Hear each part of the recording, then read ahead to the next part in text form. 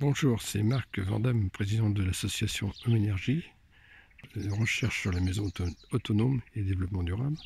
Je suis à Luray, à mon village. Alors donc là devant le garage, c'est la voiture, la Clio qui me sert à tirer la remorque habituellement. Elle vient de réparation. Puis bon, la C3 me dépanne quand c'est pas trop lourd à tirer. Sinon, je prends la Clio, elle est plus puissante. Alors je vais montrer parce que je vais proposer quelque chose à la mairie. Je suis en plein dans un bourg de 1250 habitants. Il y a le gymnase ici. Et là, il y a un terrain, ça fait 20 ans qu'il y a un terrain, on va les voir. Il y a un terrain qui fait peut-être 1 ou 2 hectares, qui est plein de marnières, donc on ne peut rien construire. On devait construire un lotissement.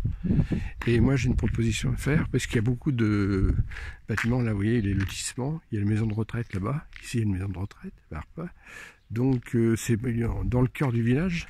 On pourrait créer une chaufferie, une centrale de cogénération. C'est une centrale électrique qui produit l'électricité et de la chaleur, qui peut être alimentée par le bois, et puis aussi voir avec les agriculteurs qui feraient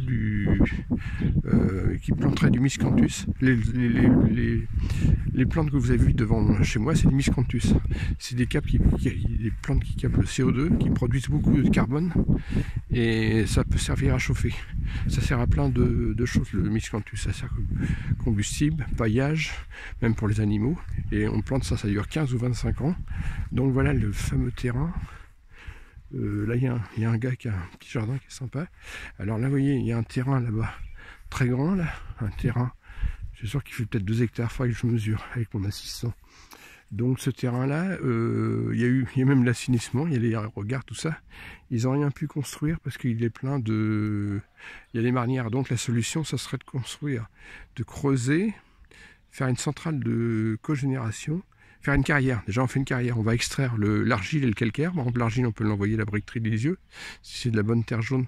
Le calcaire, il peut servir pour l'agriculture, pour faire...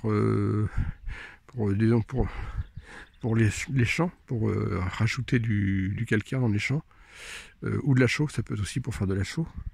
Donc, alors comme ça, en creusant, on va voir où il y a des galeries, on peut arriver à descendre à 35 mètres, c'est possible. Il faudrait que je joue avec le FOL, et puis entreprise le FOL, et puis aussi les gens de la carrière de Courtonne et de Églises qui extraient du calcaire.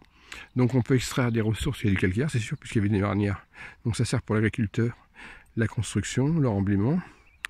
Et là, après une centrale de cogénération, c'est une centrale qui produit de la électricité. C'est une sorte de groupe électrogène.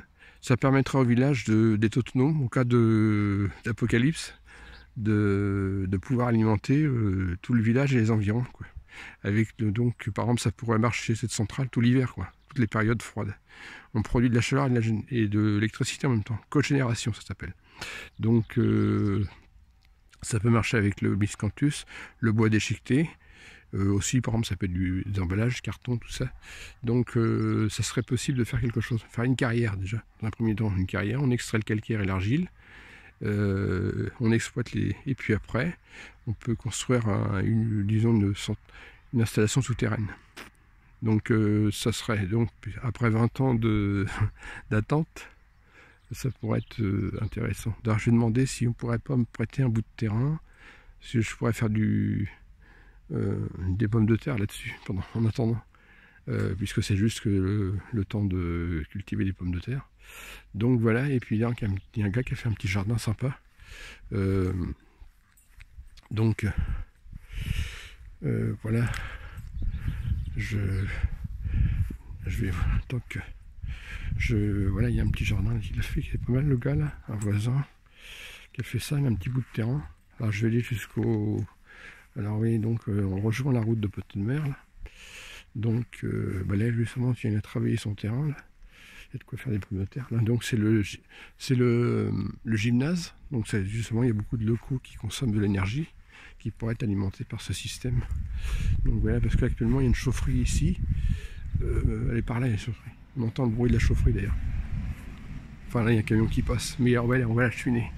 Ça marche au fioul en plus, c'est pas terrible. Donc ça permettrait en plus, voilà, à Luray, au lieu d'utiliser du fioul, des énergies qui ne sont pas renouvelables et qui coûtent cher, et le gaz aussi pour la Marpa, on pourrait économiser sur le long terme, ça fera une économie, puis une autonomie énergétique, quoi. On utilise le développement durable. Ça sera à soumettre aussi pour les élections régionales. Donc voilà le gymnase. Donc Voilà, donc, et puis la chaufferie qui est là, bâtiment gris, c'est là qu'il y a une chaufferie. Donc voilà, ça sera une solution. Bon, à la prochaine vidéo.